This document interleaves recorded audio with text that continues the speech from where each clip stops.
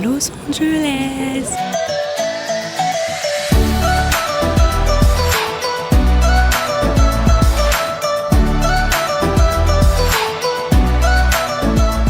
Hello, aujourd'hui on se retrouve sur ma toute première vidéo YouTube. Ça faisait un moment que je voulais me lancer et aujourd'hui j'ai décidé de vous parler de mon voyage à Los Angeles. Du coup je vais vous dire comment j'ai organisé mon voyage, mes conseils, les activités et le budget à prévoir. Vous pouvez vous installer confortablement parce que je vais tout vous dire, c'est parti. Organiser un voyage aux États-Unis ça prend grave du temps. Déjà il faut savoir quand partir, regarder les billets d'avion, les hébergements, les locations de voitures. Il y a beaucoup de choses à préparer et surtout l'administratif. Pour l'administratif en vrai il n'y a pas grand chose, il vous faut un visa ESTA. Donc vous allez directement sur le site de l'ESTA et ça coûte environ 18 $. C'est une autorisation qui vous permet d'aller sur le territoire américain. Sans ce document là c'est mort, vous rentrez pas sur le sol américain. Il vous faut aussi un passeport valide de plus de 6 mois. Los Angeles c'est un climat plutôt favorable toute l'année. Les meilleures saisons c'est entre mars et mai, septembre et novembre. Nous personnellement du coup on est allé en novembre et c'était trop bien. On a été en t-shirt pendant les 15 jours. Le seul truc en novembre c'est que du coup le soleil il se couche super tôt et le soir du coup il fait grave froid. Vous pouvez clairement passer de t-shirt à doudoune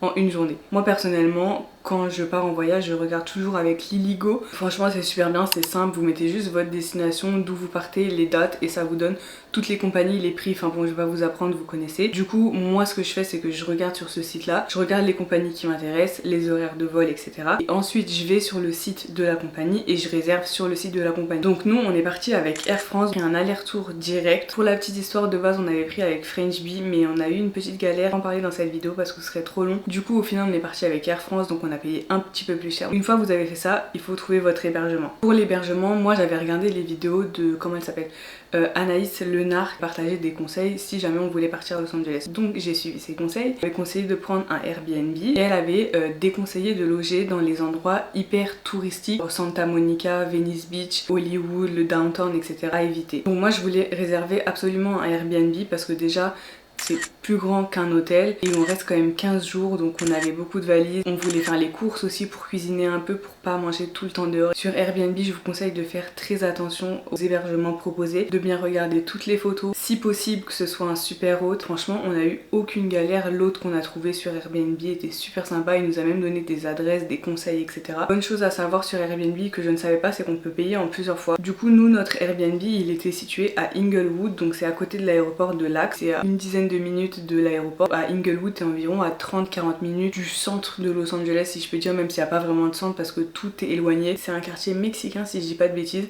et franchement il n'y a rien à dire dans le quartier, on s'est pas du tout senti genre en danger ou quoi que ce soit. Comment on se déplace à Los Angeles? Moi je vous conseille de faire une location de voiture, franchement il n'y a pas de débat sur ça. Los Angeles c'est immense. Les transports ils sont pas bien desservis, ça craint un peu donc franchement je vous conseille pas du tout. Par contre attention parce que Los Angeles c'est saturé, c'est pire que Paris même s'ils ont des routes à 5-6 voies, c'est tout le temps bouché. Un conseil si vous réservez des activités etc, évitez les heures de pointe, ne réservez pas une activité pour 10 heures parce que c'est mort, vous allez jamais arriver à l'heure. Sinon au niveau de la circulation c'est nickel. Pour louer une voiture du coup nous on a réservé via Turo mais regardez bien les avis, si c'est un super haut, regardez bien que la voiture elle est beaucoup roulée. Mais du coup nous on a réservé une Kia Soul. Alors c'est pas les voitures qu'on a l'habitude d'avoir en France, eux en plus ils ont des grosses voitures. Tout s'est très bien passé avec nos hôtes donc c'était des super hôtes, c'était trop cool, super réactifs à chaque fois qu'on posait des questions parce qu'on n'arrivait pas à mettre l'essence et tout. Et à savoir sur Turo du coup par rapport au prix d'affichage que vous allez avoir sur votre page, quand vous allez réserver vous allez avoir une assurance obligatoire. Donc il y a plusieurs niveaux d'assurance, la plus légère ou la plus haute. On avait payé 100 € et il faut remettre le plein d'essence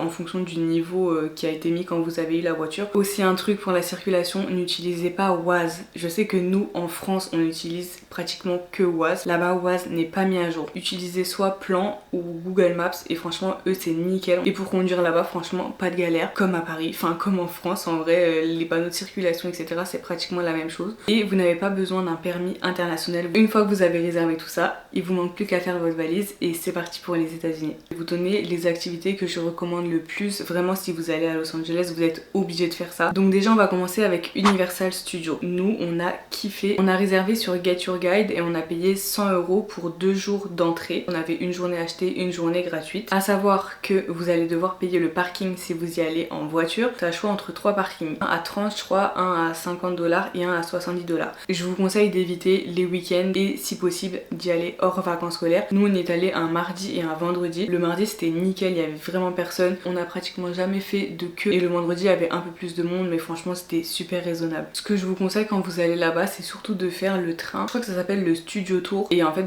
comme son nom l'indique, vous allez passer dans tous les vrais studios, tournage de films, etc. C'est trop bien. Et il y a des moments où vous êtes en conditions réelles, par exemple dans Jurassic Park, dans Fast and Furious, etc. Ensuite, Hollywood Boulevard. Je vais pas m'éterniser sur le sujet, mais franchement, je vous recommande juste d'y aller parce que t'es obligé de le faire quand tu vas à Los Angeles, d'aller chercher les étoiles de tes acteurs préférés, etc. Franchement, 1 heure. C'est moche, c'est sale, ça pue. Il y a plein de SDF, de crackheads. Tu te fais accoster tous les 100 mètres pour que t'achètes des babioles, des trucs comme ça. Moi, personnellement, je me suis pas sentie en sécurité là-bas. Et franchement, c'est même pas beau à prendre en photo. Ne croyez pas que c'est comme dans les films, c'est faux. Enfin, je recommande dans le sens où il faut le faire, mais en soi je recommande pas parce que c'est nul. Un de mes endroits préférés, si ce n'est mon endroit préféré, Venice Beach Skate Park.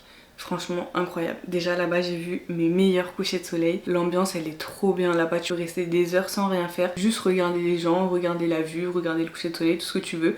Juste t'es là, t'es posé et t'attends et c'est trop bien. Alors oui, là-bas aussi il y a des SDF et des craquettes. Tu te sens pas du tout en danger. Alors il y a quelques endroits où ça sent pas très bon, etc. C'est pas très propre. Et moi j'ai adoré l'endroit, on y allait pratiquement tous les jours. Je vous recommande aussi de louer les petits scooters. Vous avez des petites boutiques avec des locations, etc. Tu peux louer pour 1 heure, 1 heure et demie, 2 heures et tu peux longer tout le long de l'océan. Du coup t'as les pistes cyclables, etc. Et c'est trop bien. Ensuite on va voir le quartier de Beverly Hills. Alors nous on l'a pas fait en entier le quartier, mais on est allé, vous savez, sur l'allée des palmiers, là, l'allée super connue pour faire des photos. Et après du coup on fait le tour en voiture pour voir toutes les maisons de riches, voitures de riches, les cybertrucks, tout ce qu'on n'aura jamais dans notre vie. Mon deuxième endroit préféré, le Griffith Observatory. Alors je pense que vous avez compris, mais j'aime trop les couchers de soleil et là-bas c'est trop beau. Alors l'entrée est gratuite, c'est en haut d'une colline, donc soit tu te gares sur la route de la colline, mais c'est souvent très bouché et souvent il n'y a pas de place. Il y a un parking à l'entrée et c'est 10 $ par heure. T'as vu sur tout Los Angeles, t'as vu sur le Hollywood Sign, il y a pas mal de monde. Ensuite je vous conseille la jetée de Santa Monica, donc c'est là où il y a le petit parc d'attractions. Alors ça j'ai été un peu déçue la première fois qu'on y est allé parce que je pensais que c'était beaucoup plus grand et en fait c'est quand même tout petit, tu fais vite le tour, franchement en 5-10 minutes ton tour il est fait. Donc vous avez des petites attractions, des boutiques, de quoi manger. Attention, on s'est fait avoir une fois quand on y allait la première fois, on était allé le soir.